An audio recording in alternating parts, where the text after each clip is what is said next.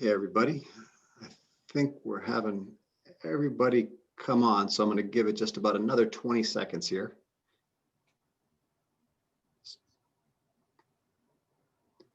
I think we're good to go. All right. Well, hello. I just wanted to welcome everybody to the second session of the Evangelical Convening on Immigration. And for those of you who don't know me, my name is Chris Pileski. I'm the president and CEO of Bethany Christian Services. And yeah, I'm honored to be here today, and it's great to see so many people join. Yeah, we've got a lot of folks out there today. And you know, you might not know about the Evangelical Immigration Table, and I've heard it described in two ways. And I'll say the first way is much more eloquent. It was a coalition of evangelical denominations and organizations seeking to encourage distinctly biblical approaches to immigrants and immigration, both within our congregations and in terms of U.S. immigration policy. And then there's the second way that I describe it, which is we're a group of Christians who really love Jesus and want to follow him, and we love refugees. And we're actively seeking to find ways to serve refugees, especially the way that the Bible tells us to do. So yeah, thanks for joining us for conversations today. And I get to co-host this with Hapen. Hapen is coming with us today from Faith and Community Empowerment. So Hapen, over to you. Thank you, Chris. And again, my name is Hapen with Faith and Community Empowerment. And it's been an honor and pleasure to be working with the Evangelical Immigration Table for the past several years. I know that as a believer, there's so many issues out there that I care about, but may not have the bandwidth. And so again, the Evangelical Immigration Table has provided the expertise and the leadership that our voices can be also carried into the policy and the national discussions as well. And so I'm really excited to join and host and moderate today's topic, which is the mission on our doorsteps. And so this topic, we are exploring how God is at work through the arrival of immigrants into our communities throughout the United States, and exploring how churches, right, the new opportunities for churches to minister to and immigrants. A lot of times when we think about mission, we think of abroad, but really in our own backyard. And again, it's not just a matter of to, but it's also with. And I could personally say that the start of my organization was because my parents' ministry in being very active in the mission work on all levels of service and honoring God and lifting God. And then beyond that, we're looking beyond the borders of the U.S. to explore how U.S. Christians can really come alongside churches and ministries abroad, right, to address some of the root causes that have led many of us, or led many, to make the difficult decision to actually emigrate, leave their home country, leave their family and friends, and come to the United States. And so I just want to also share during this panel that during both panels that you can submit questions using the Q&A button, and we'll be able to respond to as many questions as possible within a very limited time as well. So with that, let's kick off our panel. Again, new opportunities in ministry to and with immigrants. And we have today Dana Anderson, who is the Vice President of National Refugee and Immigrant Child Placement Services at Bethany Christian Services, based in Grand Rapids, Michigan. We have Alejandro Mendez, Executive Director of the Evangelical Free Church of America, All People Ministry, based in San Antonio, Texas. And then Karen Spencer, who's the Mobilization Director for World Relief Memphis, and Daniel Yang, who is the Director of the Sen Institute, a think tank for evangelism and church planting. That is a joint initiative of the North American Mission Board and the Wheaton College Billy Graham Center, based in Illinois. And then finally, last but not least, we have Zach Samara, who is the Executive Director of the Immigrant Connection, based in Logansport, Indiana. So we have actually quite a great list of panelists. And so again, welcome to each of you. So I'm going to start off by asking each one of you to introduce yourselves and just share an element of your personal story that you believe might be relevant and your organization, and just any emphasis on your work. So let me start off with Dana. Dana, can you just explain Bethany's mission and what an unaccompanied minor means, right? And how your organization helps to provide care for these unaccompanied children, both through the refugee settlement process and for children who arrive at the US-Mexico border.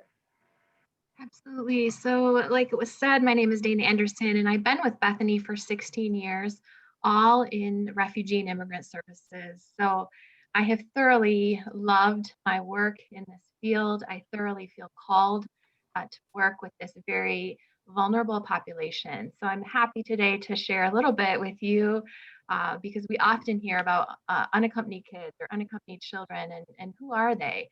And basically, right, an unaccompanied child is a child who arrives at our U.S. border without care and custody of an adult, right? So they're a child under the age of 18 who does not have a parent to care for them because of circumstances outside of their control. And Bethany's mission is really all about caring for the vulnerable among us. So we very much feel at Bethany that our role is to demonstrate the love and compassion of Jesus Christ by protecting children, empowering youth, and strengthening families. So what a great way to do that through the work of working with unaccompanied children. So we not only work with the unaccompanied migrant children coming to our southwest border, seeking safety and protection that I'm sure everyone hears about in the news, but we also work with unaccompanied refugee children who come through the refugee resettlement process. So these are children that find themselves because of war, because of civil unrest, separated from their families. Sometimes they may know that their family is still alive, and sometimes they may not. Sometimes they may have seen their families actually be killed during the civil unrest.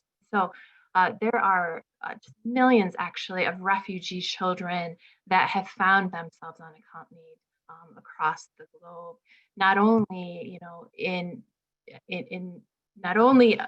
in countries like Africa and things like that, but also at our southwest border coming in from Central America. So Guatemala, Honduras, El Salvador, Mexico, we are seeing just hundreds of thousands of children over the last several years that have come presenting themselves at the border, asking the United States for help and protection. And so what Bethany does is we offer transitional foster care services for these kids. We offer long-term foster care. We really believe that children thrive and heal through a family setting. So what makes us a little bit different in caring for these children is that we don't offer large bed shelters. And so we believe really that children need and deserve to be in the context of a family. We believe that family changes everything, that family is the God-intended process for which children can learn and grow. And so while we do operate a few small shelters, most of our work is in foster care.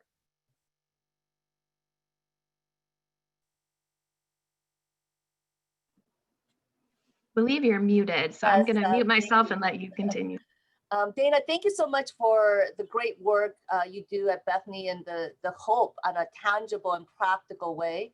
I'm kind of curious, how many people have you guys served over the years? That is a great question. We operate services in 7 states, in 11 of our branches for our unaccompanied children, and we offer services in 2 states across several different branches for our unaccompanied refugee children. So in our refugee work with unaccompanied refugee minors, we serve about 500 children a year. And in our work with unaccompanied migrant kids, we have capacity to serve around 300 children a year. So often that is a revolving door because most of the children that come to the US seeking help and safety, they have family members here in the United States. And so they're often with us for just a short amount of time. So we have just served hundreds and hundreds of kids, thousands of kids actually over the last several years in this work. And just thrilled to be able to step into this space and serving these families. The other thing we do that's really important to know is Once children are reunified with their families, we offer post-release services throughout all of our branches in some 30 states. And so this work is really like once a child is connected with the family that they may not have seen for many, many years, you can imagine all of the barriers that they need to overcome, right? And so our post-release services walk alongside the families, help getting children enrolled in school, finding resources within the community so that they can heal and bond and move on with their life. Got it. Thank you so much, Dana. That is a very, very helpful to know. So I'm going to now ask Karen. Karen, you know, we've read and heard in the news a lot about refugees and, you know, some very powerful images through the media as well. And so can you share what is a refugee, you know, from a legal perspective, and how does World Relief, you know, partner with both the U.S. State Department and other local churches throughout the country to welcome these refugees and to help them and other immigrants in the process of integrating and assimilating into American life? Well, thank you, Hapen. I'm very grateful to be with everyone today. Good afternoon, everyone. I'm based here in Memphis, but serve with World Relief nationally. And I'm actually an immigrant myself. So this has become a ministry that's very near and dear to my heart, to be able to advocate for other immigrants. World Relief, in case, for those of you who are on the session today who are unaware, World Relief is actually the humanitarian arm of the National Association of Evangelicals. And so we actively right now work in 14 different countries around the world. And in the US, we're working in about 17 different communities across the country. Internationally, we're working in the area of responding to humanitarian disasters and ending extreme poverty and mass forced displacement. And then here in the United States, as you referred to, we are working specifically in the area of refugee resettlement. And so that's working as contracted, one of a number of agencies, working with the U.S. State Department, as well as in the communities with our welcoming neighbors. So that would be our area churches and community partners for that work of resettlement and welcome. So for your specific question about the definition of a refugee, because we can use that term really broadly.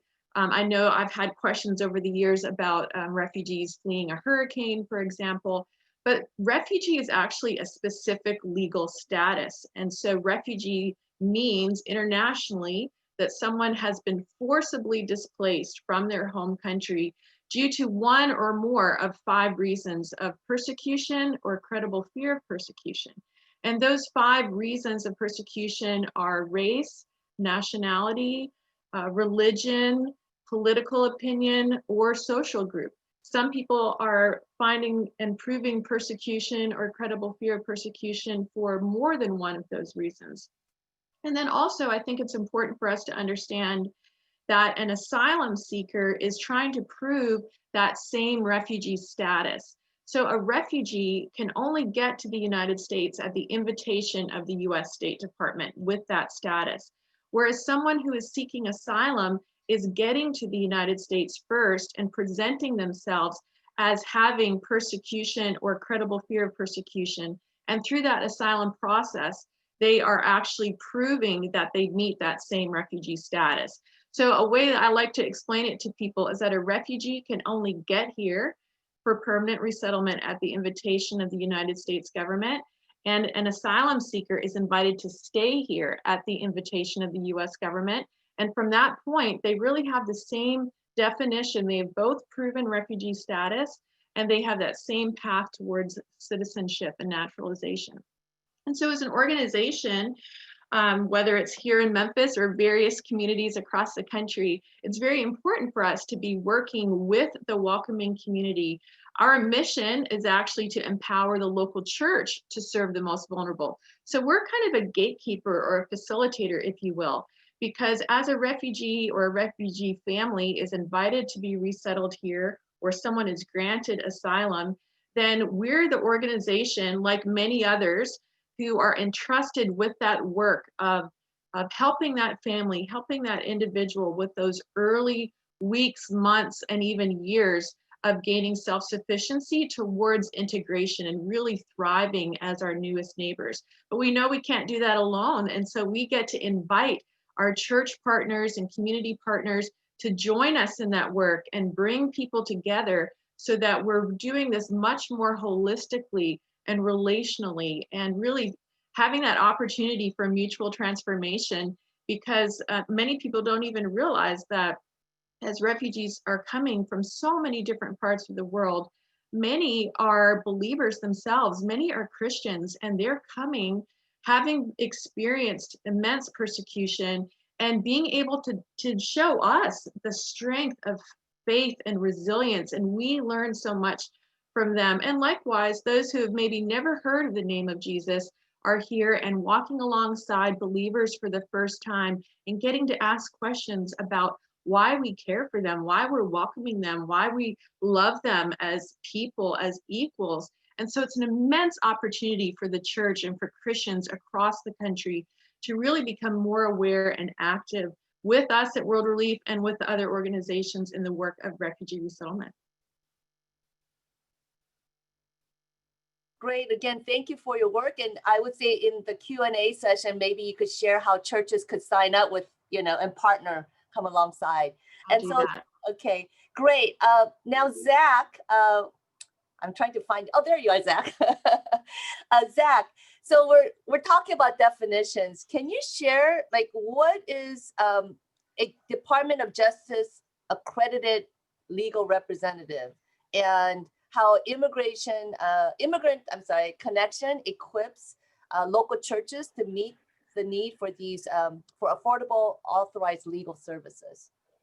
Yeah, thanks. That's a great question. My name's Zach. I serve as a pastor of a small church in a small community in Indiana in Logansport. And when I came here, like much of what's happening throughout the world, there's lots of the movement of peoples, lots of migration.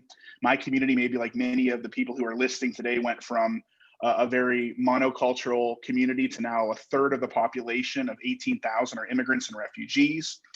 And if you've ever been around immigrants and refugees, you realize one of their largest felt needs, in fact, most studies say that their number one felt need is access to immigration legal services. Immigration is very complex. It's like a maze with moving walls. Things are changing all the time. There's only about 13,000 immigration attorneys, usually in major cities, and it's very, very costly to get to them. We need more of them. So no knock on immigration attorneys. We want more and more to go to law school to serve in that way. But there's actually a program that nonprofits, if they get training in immigration law, prove competency through passing a test, and get experience, can actually do what immigration attorneys can and represent immigrants and refugees as they're trying to adjust status or renew or become citizens, or unauthorized immigrants, see if there's any potential pathways. And so if you're on the call and you're a local church pastor, the reality is you're part of a nonprofit. And so we realize that churches themselves can start opening immigration legal service offices and offering immigration legal services to immigrants and refugees and everywhere in between at a low cost in under-resourced communities. And so I opened one of the first church-based immigration legal services offices in 2014. Since then, Immigrant Connection has helped 22 other churches. And this is rural, urban, suburban, big churches, small churches. If you're on the call and you have some excuse of why you can't do this, realize God chose us first, because he wiped out all the excuses with our little church. Less than 20 people in a small rural community, but a big need. And so since then, even across our network, we served over 10,000 immigrants, but my office alone has served over 2,000 immigrants, and my community is only 18,000. And so a huge need in a way that local churches could really get involved tangibly in providing biblical hospitality and welcoming immigrants. And so if you're on the call, and later we're going to break into breakout rooms, I'd love to share more about how we can help you as a church launch an immigration legal services office and serve your communities. Great, even if you're a church planner or an established church, just a great way to serve people on this labyrinth. What they're looking for is guides, competent people who can legally offer services and walk them through. And so just a great way to get involved in serving and practicing hospitality in your community. So that's what an accredited rep is, approved by the government to offer legal services. I'm one. I'd love to talk about how you can be one too. Wow, Zach, member congregation serving, what was it, 20,000 people? Is that what I heard correctly? Wow. 2,000 people. Yeah, from 2,000 people. 125 different countries of origin we've served in our little office. And so, this is a need everywhere. And we'd love to figure out ways to help more local churches get involved, because all of us on the call realize that we need hundreds more churches involved, because lots of immigrants need help with this, and they need it in communities big and small. And so every local church probably has a reason to get involved in this kind of work. Wow, Zach, I think you should put your contact information. Actually, all our panelists should put your contact information so that they could get in touch with each of you of how to do this great work. And I know as a nonprofit, legal service is like the last thing on my mind. But when I actually started operating, I realized how valuable free legal, affordable legal services. Again, so thank you for this powerful ministry. All right, well, I'm going to go on because we have limited time with our next panelist, Alejandro. Can you just share about Evangelical Free Church's focus on forming and equipping multi-ethnic, multicultural leaders, right? Committed to disciple making, gospel impact, which I think, again, maybe a little bit more traditional, but then also community transformation. We talk it, but I'm not sure how many churches really do it that really impacts in the community in a visible way, right? And can you explain the biblical reasons why this focus is so vital? Well, I want to put my marker in the one place first. I was raised in Laredo, Texas, where back when you could just swim across the river back and forth, and it was no big deal. I mean, we would buy the tortillas over there, they'd buy the gasoline over here. So I never really understood the whole thing, saved by the navigators, by Jesus through the navigators. So a great passion for me is to make disciples and to plant churches, because I think the sleeping giant, if we can ever get it moving, is the church. Amen. And I'm not talking about what we're seeing nowadays. I'm talking about people that love Jesus and want to do his good work. So I came up with this little syllogy that helped me, and I'm getting to the answer in a minute. The Great Commandment is to love our neighbors, and that includes justice and compassion. And then there's the Great Commission. Problem is, too often we have people that lean one way or the other way. So I jammed them together, and I called this the GC3. The Great Commandment and the Great Commission help build the great community. And I think my biggest passion is to see the church being what Jesus wants it to be. So we started organizations like Zach. I think Zach's doing it even better than we are. We joined the Immigration Alliance. Althea Taylor is leading it. And what I love about it is the churches working together, not talking about theology. They're talking about the Great Commission and the Great Commandment. And if we can get that catalyzed going. So even though I love all the other denominations, since you're asking me about the EFCA, which the headquarters is not in San Antonio, it's in Minneapolis. But the EFCA loves to work in kingdom fashion, and that means working together with everybody else that's going on the same mission. Since we started Immigrant Hope, which is our organization like Zach's, we've brought in about 25 different immigrants who have gone through the process and become church planters. Now, that's not even talking about the other 600 they serve a year. I believe that God is not only bringing people here, he's also put the laborers in the harvest. So as they come, God is also sending ministers, but that's not even what I celebrate as a win.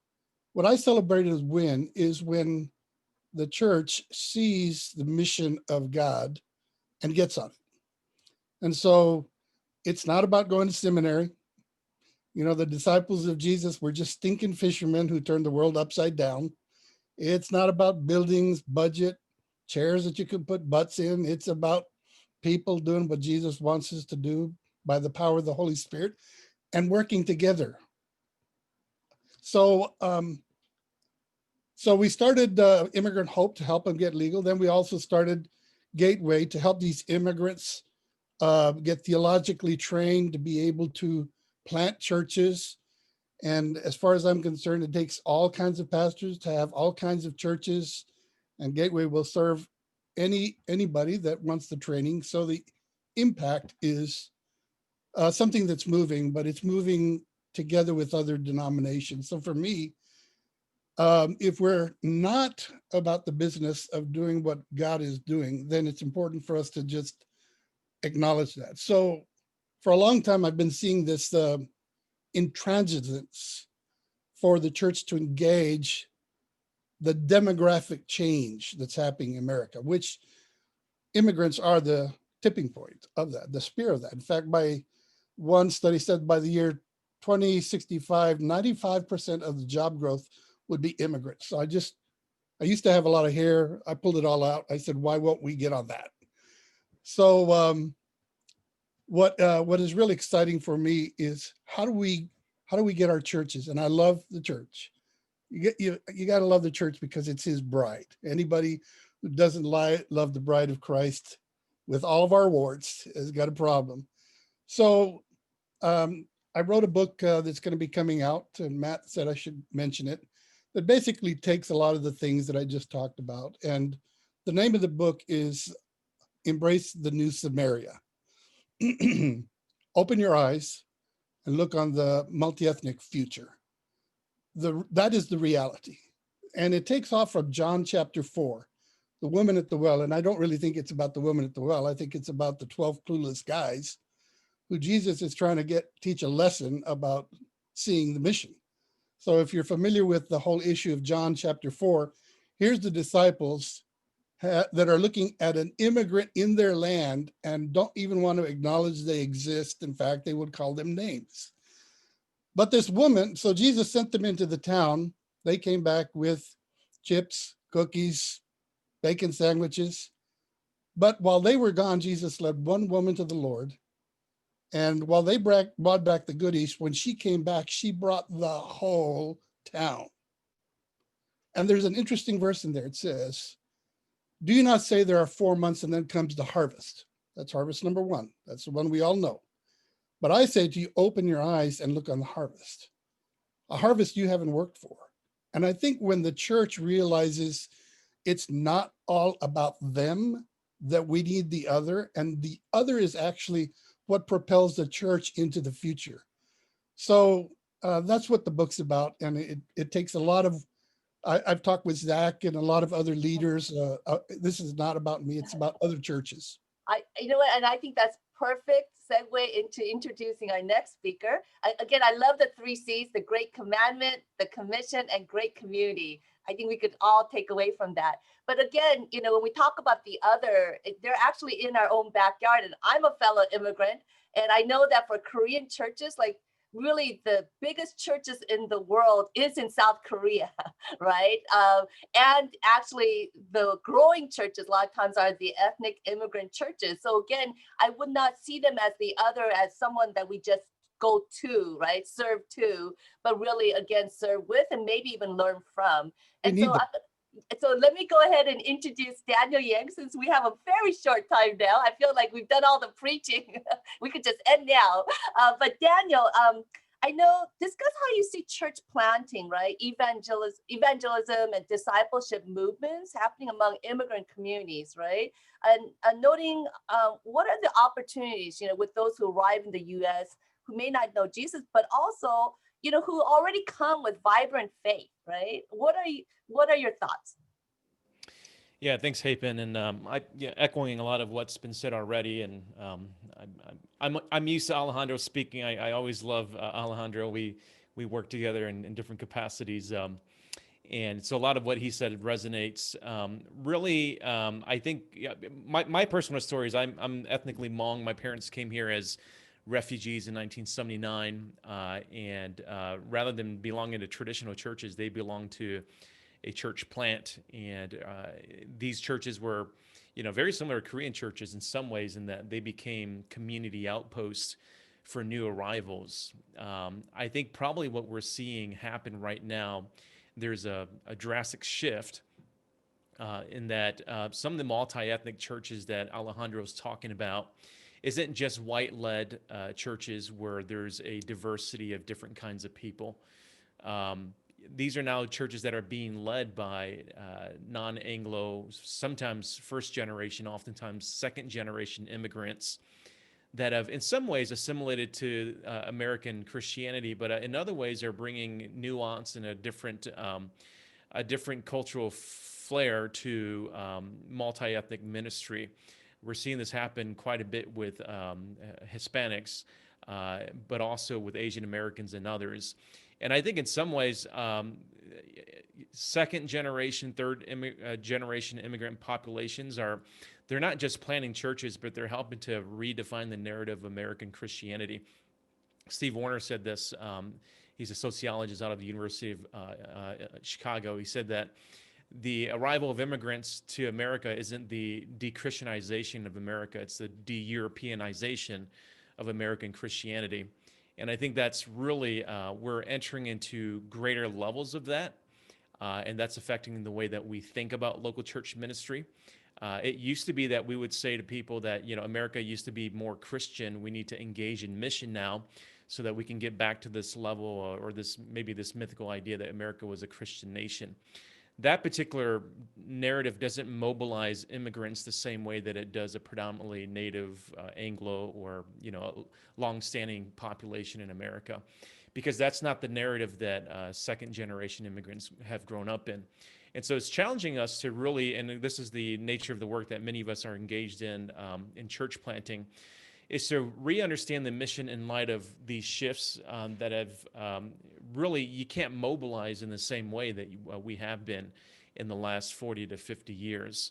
And then probably the other thing that was mentioned earlier, the Hapen, you've kind of mentioned quite a bit, is that, re-understanding North America as a mission context has been really important, because we are at a point now where other countries are intentionally immigrating to the United States, not to reach other immigrants, but to reach longstanding Americans. I kind of joke at this. I'm sorry if I offend anybody, but it used to be that white people would go in a room and they'd have maps of Asian America, and they would say, "How do we reach Asian Americans and Indians?"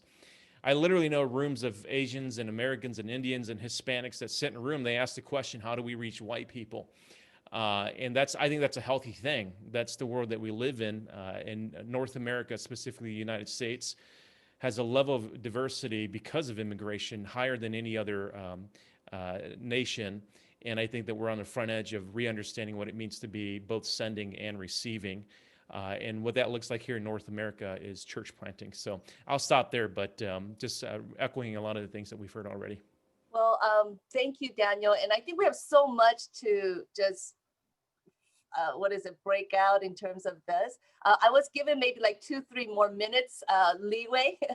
So what I'm going to ask is, what are ways that churches, right, or individuals can best support your agency, or a biblical passage that really motivates you to do the work that you do? But honestly, though, you have to do it in 30 seconds for the sake of it. And I just want to say for the speakers, someone asked who was the sociologist that was quoted. I'm not sure, so I'm just going to put that out there. If you could put into the chat room, what was the quote about de-Europeization of American Christianity?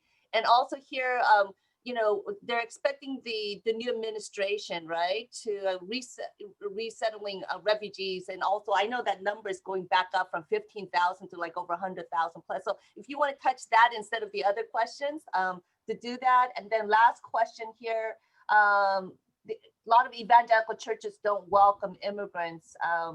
And so they're very anti-immigrant. And so how can we accept those who are not like us? Well, that's a lot of questions out there. And so with that, 30 seconds, you guys, and I'm going to keep you on the clock, right?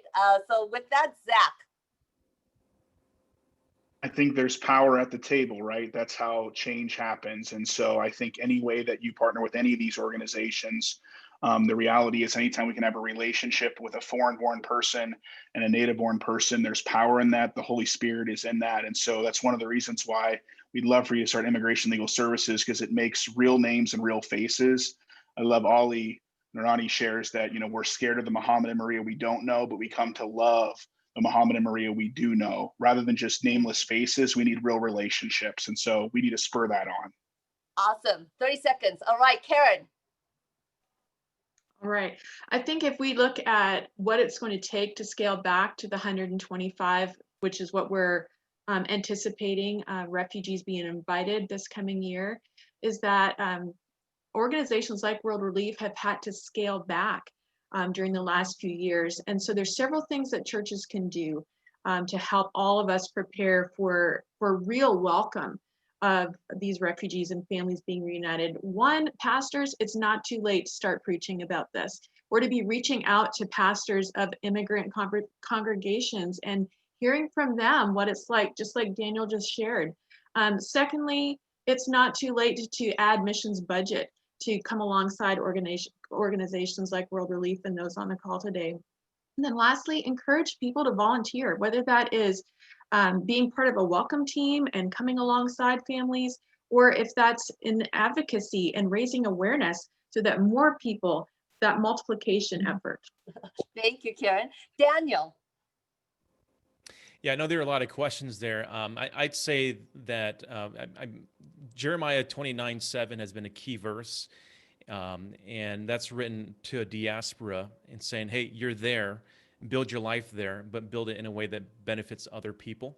I think our organizations, churches, if we can reimagine how to mobilize new immigrants to think like that, I think we've got a bright future ahead in the church. And then just lastly, those denominations that have meaningfully integrated immigrants into their leadership are actually the ones that are seeing growth in their denomination right now. Hallelujah. Amen. All right, Dana. Thank you. Yeah, churches can be huge in helping welcome refugees and immigrants. We've all heard that, but especially at Bethany, as we seek to remove children from these large bed shelters at the border and put them with foster families and small shelter care, that's where churches can really come alongside us. Spread the word in your organizations that we need more foster families, we need more mentors, we need more volunteers. For institutions, we need interns and Spanish speaking employees. So Right. Thank you. Perfect. Thank you. And last but not least, Alejandro. Oh, you're muted.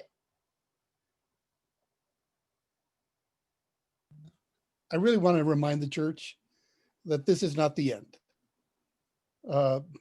And God is watching us, and nothing escapes him. And nothing makes him more excited than seeing when God's people love people and serve them. And so I just want to encourage people to work together, work with the Immigration Alliance, work with the Immigration Connection, work with Immigrant Hope. But the bottom line is, remember, this is not the end. The sooner we get on board with him, the better. Awesome. So again, I think from the Bible passage that I've read from Genesis to Revelation, God talks about all people.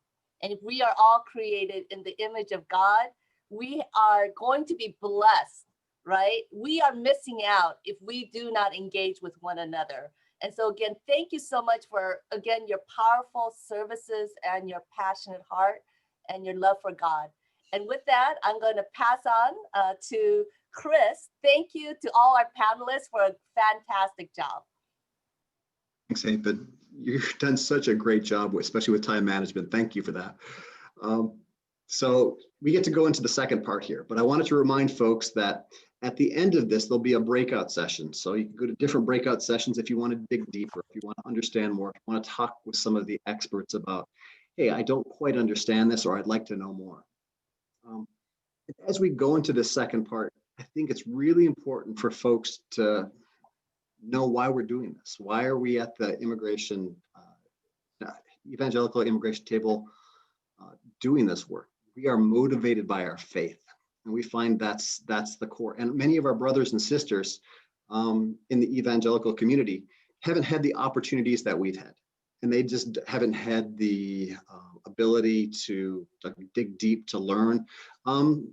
And we are trying to put that out there. And especially in a time like this, when things are so politically divided, we want to inform, because they shouldn't be. We should not be divided on this. This should be something that we come together around. In fact, last week on the events, there was on the Evangelical Immigration Table event, there was, just came up there. There was a discussion on how to disciple and politically polarized times. So I would just encourage folks to check that out. There's also other wonderful resources on the website. So please check it out. There's a free book. There's a podcast. There are numerous resources, more than you could possibly go through. But I encourage you to take a look. It really helps to inform. And if you're wanting to know more too, it's just a great resource. So please check it out. So I'm going to hop in now to the second discussion here, and I get to head up the discussion of addressing the root causes that fuel immigration. So we've got three experts with us today, and we're going to do more of a popcorn approach to this. But the first expert is Juan Bueno. He is the executive director at Enlace, which equips local churches in El Salvador, Guatemala, and other locations to transform their communities. And then from the second person, we have Luis Luna Jr. He's a local pastor in Honduras who also serves on the staff of the Association for a More Just Society. And then we have Michelle Gonzalez Medina, who serves as the regional manager for Latin America and for the Caribbean for World Vision. So just wanted to welcome those guys, and it's so great to have you today.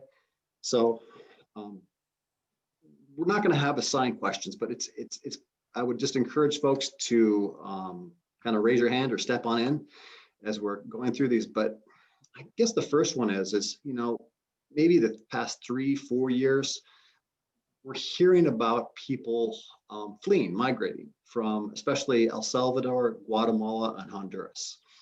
And they're leaving situations and they're coming to the United States. But I think a lot of people are asking the question, well, why are they coming? Like, what's the deal? Why can't they stay in their own homes? So maybe somebody could help us understand better. Well, why are these people coming to the United States? Anybody? Sure, I can start, Chris, and then I'm sure Luis and Michelle can join in. Thank you so much, Chris, for inviting us to participate in this very important conversation. My name is Ron Bueno. I work, like you said, with Enlace, and we work through churches, equipping churches to transform their communities in Central America. I just kind of want to start this conversation. We talk about kind of forces or things that push people into migration by just stopping and reminding that for most immigrants coming, this is an extremely difficult, complex, and extremely personal decision.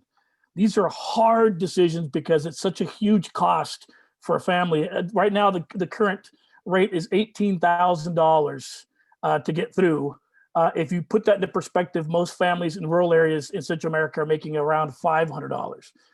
And the crossing is extremely dangerous. They don't know if they're going to make it. So when they're making this decision to actually send their unaccompanied minors or them as adults try to migrate, it's an extremely difficult situation. Most immigrants would want to stay if possible.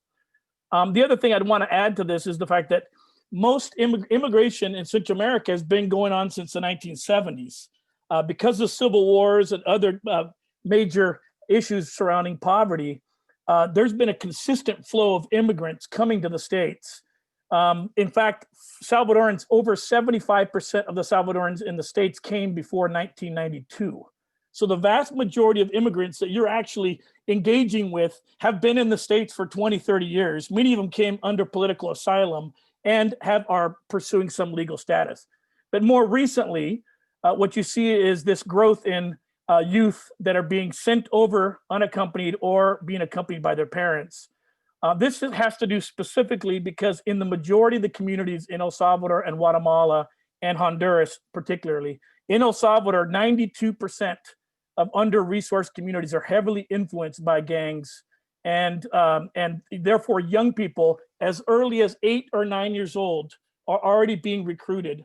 Their families are being accosted continuously, either for extortion and or to recruit the kids. And so it's heart-wrenching to hear parents saying, just to keep our kids in school, we've got to have them, they can only go to schools where their gang members are, where their fellow gang or where their local gang will accept them. They can't go out of their communities for work. They can't go out for other opportunities. So the level of oppression that the young people are growing up in many of these communities is utterly hopeless. We've interviewed young people from 12 to 25, and most of them tell you very clearly, I cannot leave my house for anything, not for soccer. I can only go to school. At school, I'm being heavily recruited. If I want to go to another school, it takes me 3 or 4 buses to get there safely. I cannot get a job. There's no job opportunities. The majority of them say it's either I run the risk of losing my life, or our family loses their life, or we need to move. We need to get out. So what's pushing right now, the majority of these individuals, is the violence that they're experiencing at a very pronounced way in their communities. Thanks for that. Yeah, that's having seen it myself. I had the ability to travel to Honduras years ago. I remember talking with a father, and it was actually with World Vision that I was with. And the father said, I think I'm going to make the trip to the US. And I said, well, why aren't you staying here? And he said, I can't afford to pay the gangs anymore. I said, okay, well, what happens if you don't pay the gangs? And he said, my daughter, who's 17, they said they'll, quote, pimp her out, and that's how they'll get their money. So he was put in that situation. It's just a very challenging one. So he actually fled to the United States, which actually, maybe this is a good transition to the next question. So we can see the stressors and why people are being pushed. I mean, it's a very challenging situation. That's a light way of putting it.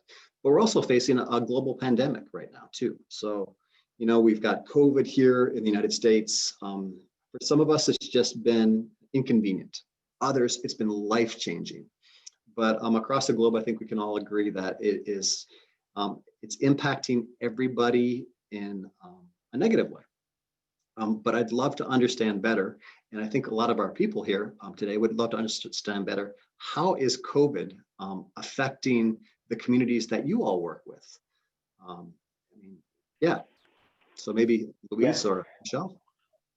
Yes, absolutely. Thank you so much, Chris and Ron, for your remarks. Michelle Gonzalez here. I'm from Guatemala.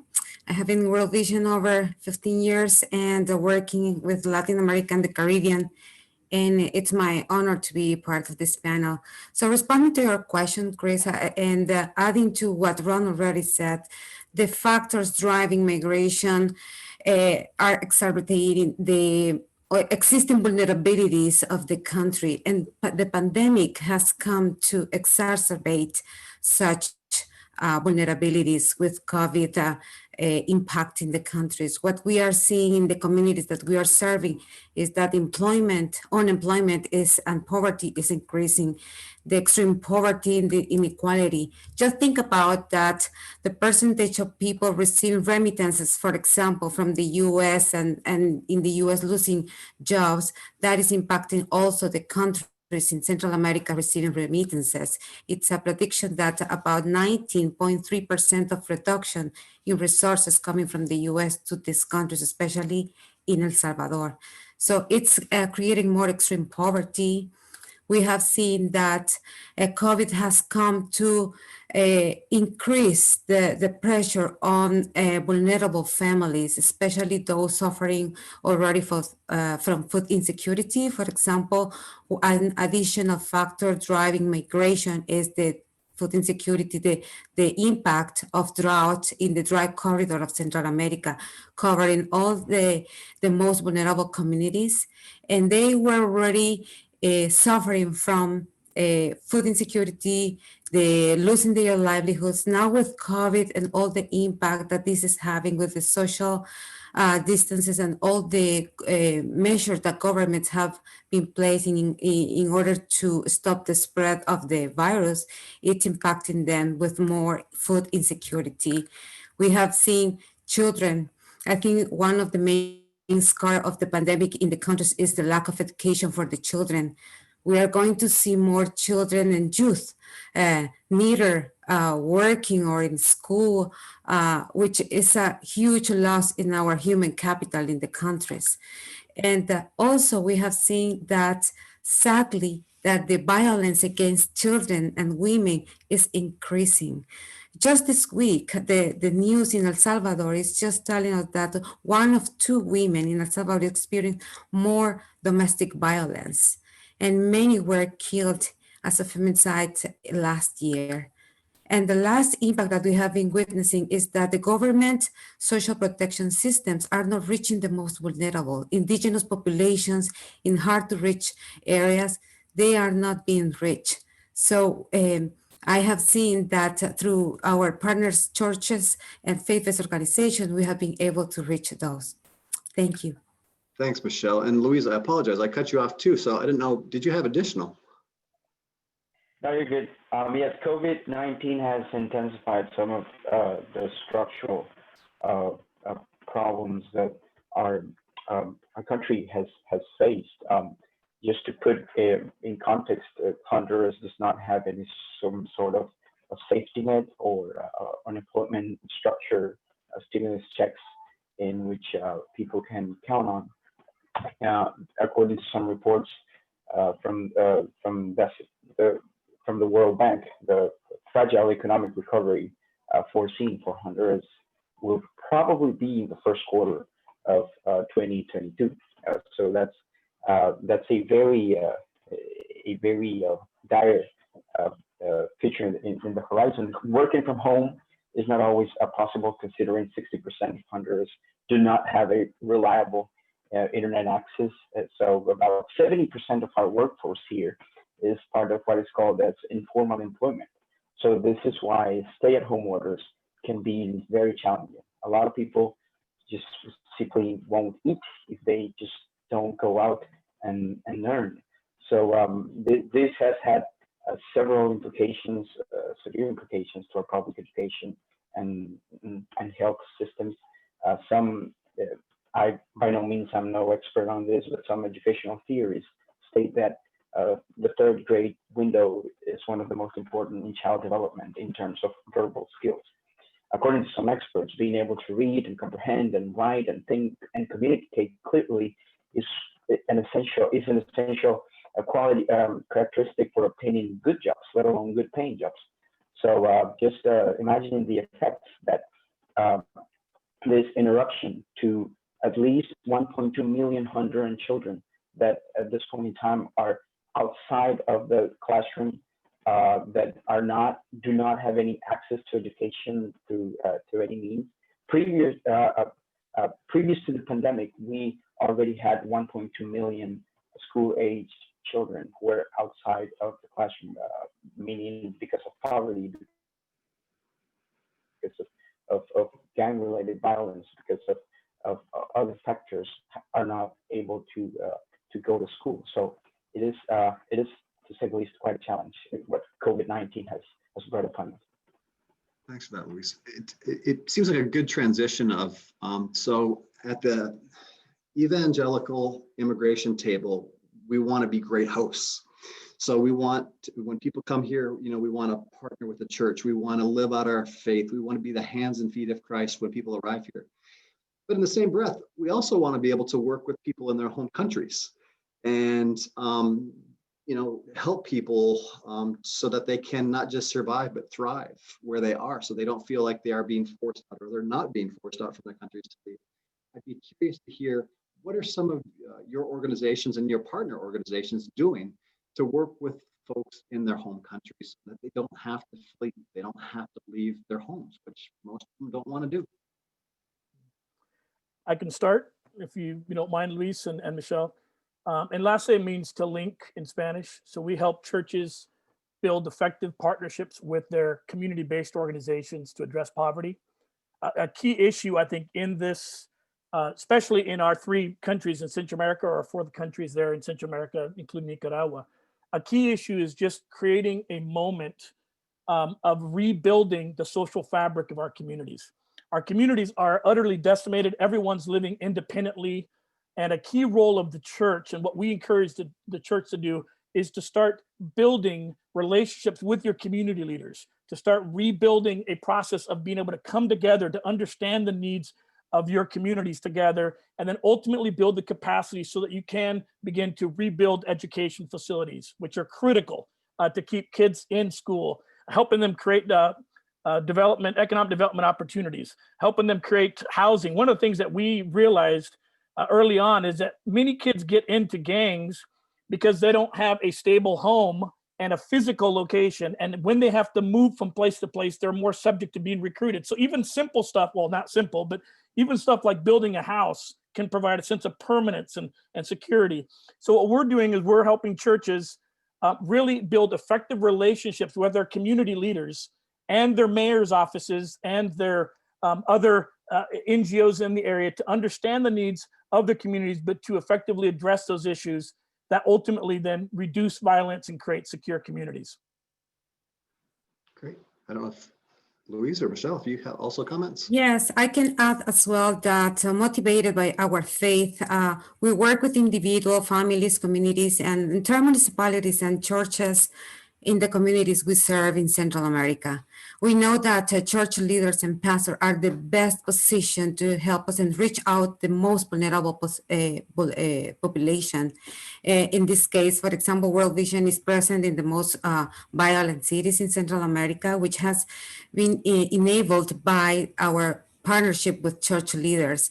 An example that I can provide is that, for example, for addressing violence, we believe that violence starts at home. So we want to start by ending the cycle of violence at home as well. And this is something that we have been doing in partnership with many churches. For example, just in El Salvador, we have more than 1,000 local partnerships with churches who are helping us to expand the holistic mission of the church. That includes on how to build healthy relationships within the family, children to parents, parents to children, wife to husband, and vice versa, in a way that pastors and faith leaders are also mentoring parents and caregivers in order to strengthen cultural and structural context.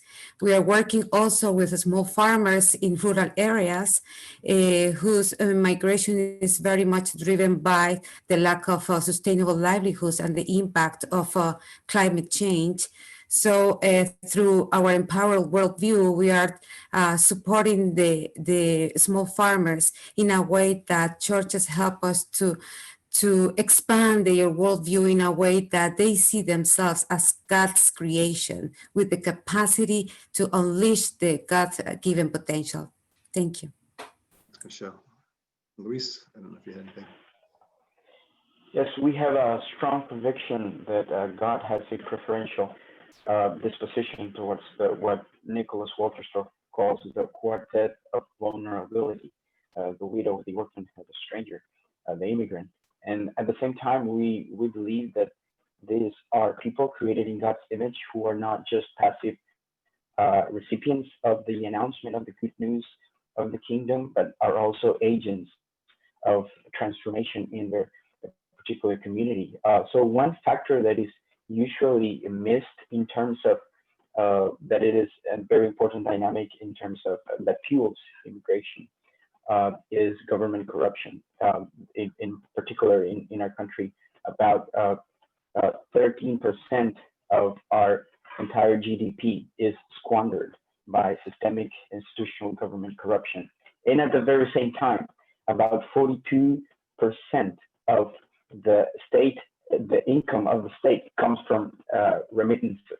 So if you have those two factors in play, you can safely conclude that stopping immigration is not a top priority item in the agenda of any government administration in this particular region. In light of that, we believe that strong, inclusive public institutions are very important for the development of living conditions of people. We have a program set up in ASG that is called Strong Communities, in which we equip, we train local average citizens that they can implement, so that they can implement social accountability for their public school in their community, for the local health center in their community, and so that they can be empowered in that. We also we've launched a project that's called Bright Christians, in which we there's a large history of charity work in Honduras. There's not a lot of history of justice work done in Honduras by Christian ministries. So justice is at its core loving your neighbor, and we are seeking to engage the Evangelical Church in Honduras so that they can be advocates for a more inclusive public educational system, for a more inclusive health public system, and we have seen God at work. Awesome. Thanks, Luis. It sounds like great work. We can kind of, I guess we're colleagues in that we want to work on root causes, and we call it family preservation work because we want to keep kids out of orphanages and we want to keep families from migrating. So we work with them on economic development programs, and it seems like it's all very similar and we're all partners. We believe too that when you work through with the church, it's definitely key. So I think we have time for one last question here. And it would be great to find out, well, how can the American church walk alongside you guys in what you're doing? Like, are there tangible ways that people can get involved? And yeah, we'd love to hear them. I'll start again. Sorry about that. Yeah, for us, it's really critical, I think. And that's why I love being part of this particular immigration discussion, is that to really understand the immigration journey, right? It starts from some issues on the ground that are pushing and pulling people to migrate. And then you have the whole process of getting to the border, and then you have when they're in the States. And I think for churches to really understand the whole journey is critical for them to understand not only how to care for people in the States, but also to understand where they're coming from, why they're coming, how can you work at really all the different stages of the journey. In our particular case, we've been hosting learning trips with churches now for about 4 years in El Salvador, to just come down and just learn and meet families that have either tried to immigrate and have been sent back, or have someone in the States, and just listen to their stories, really understand what's really at the heart of why people are immigrating. And so for us, if you're interested in any way to engage in just learning, just coming down to learn, we host several of these trips a year, obviously after COVID, after all things clear up. But we would love to do that. I think that's just a great way to start the conversation and for you to understand the other side of the puzzle. And if you're interested in do that, we would love to see how we can work with you. Thanks, Ron. Michelle? Yes, thank you, Chris. I believe that there are basically at least 3 ways in which American Christians can come alongside ministries and churches. And the first one is prayer. We need a lot of support and prayer for our frontline staff and our partners.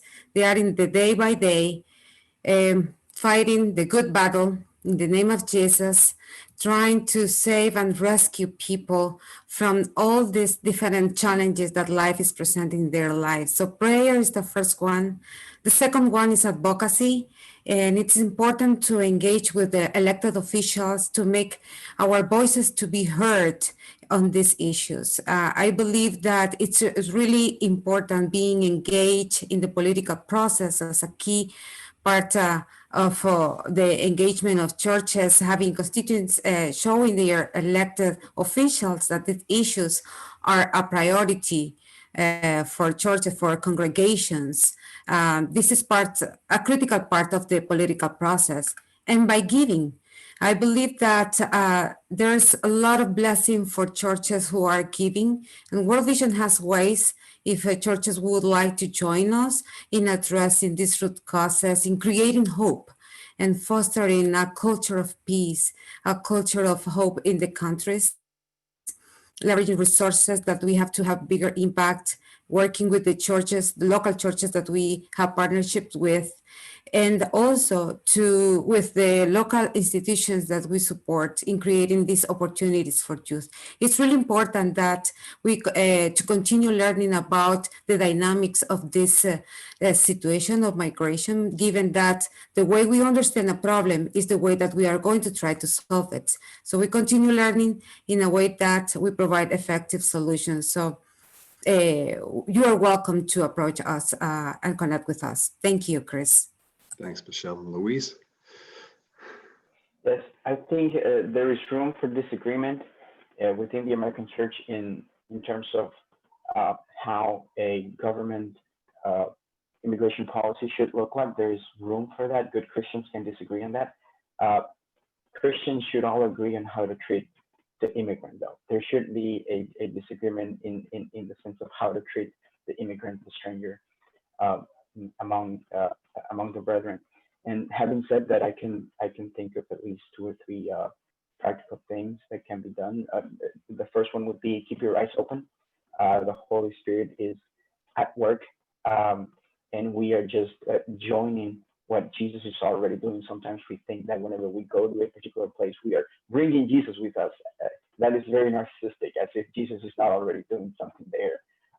And the second would be creating non-paternalistic relationships with organizations that know the context, that are in the ground, that have been doing a lot of good work in the past and might need just a little help to keep pressing on. And I would also say that be good stewards of your resources, and that means supporting nonprofits and projects and programs that have a results-based methodology. Some, to be honest, nonprofits are actually, they shouldn't exist. It'd be good stewardship to just re-channel and redirect those resources somewhere else where there's work that's being done, there's effective work that's being done, and so yeah. Awesome, thanks, Luis. I love what you said. I mean, we are all created in God's image, which is something that we just need to get out there. Yeah, thank you. Thanks, everybody. So we're now going to our third and final part of today. And Hapen's got a couple of comments, and then I've got some instructions on how we can go into the breakout, because we're going to have breakouts. But Hapen, over to you. Okay, great job, Chris. And thank you to each of our panelists. It is, as a Christian, I've always longed to see the body of Christ, right? To be that light as God commanded us, and to just hear each of your work is truly inspirational. And so again, God doesn't work alone. And thank you for the invitation to all believers and to churches to partner with your work.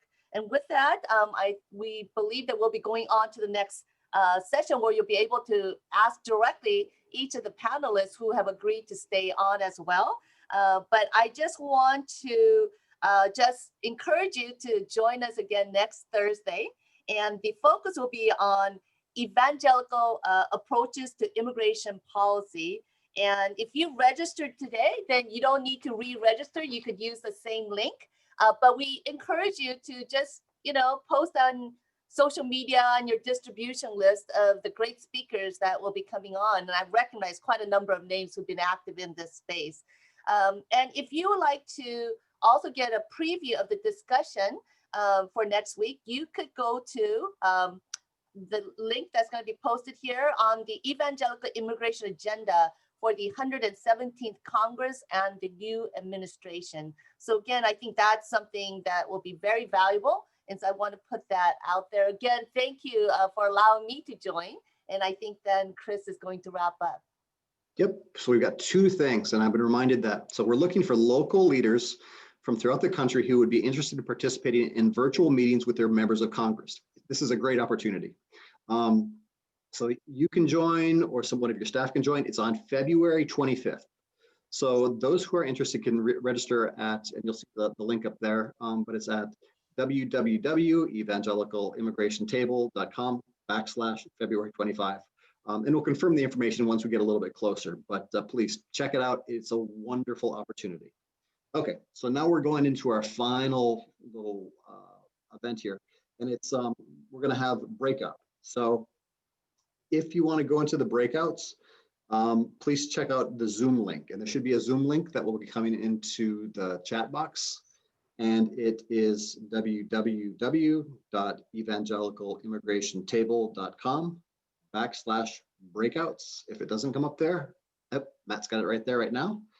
And yeah, this is your opportunity to dig deeper, to ask questions, because you know what? I've seen a ton of wonderful questions come into the chat box, and this is the opportunity to, I don't know, dig deep, get dirty. Thank you so much for everybody for coming today. And yeah, it's been a great opportunity. I wish you all a pleasant day.